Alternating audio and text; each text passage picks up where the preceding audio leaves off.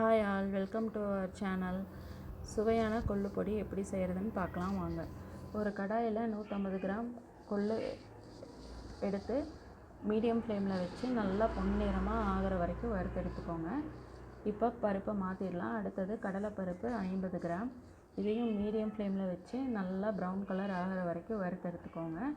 அடுத்தது கருப்புளுந்து 50 கிராம்.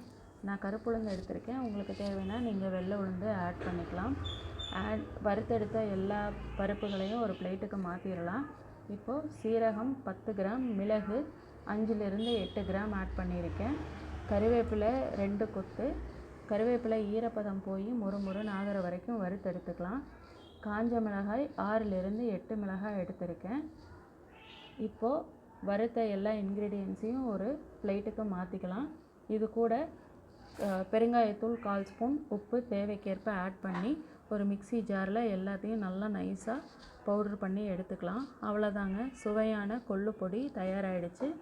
இதை சூடான சாதம், இட்லி, தோசை, சப்பாத்தி, கர்ட் ரைஸ் எல்லாத்துக்கும் வச்சு சாப்பிடலாம். அவ்வளோதான். தேங்க்யூ ஃபார் வாட்சிங். கண்டினியூ வாட்சிங் our channel for more videos.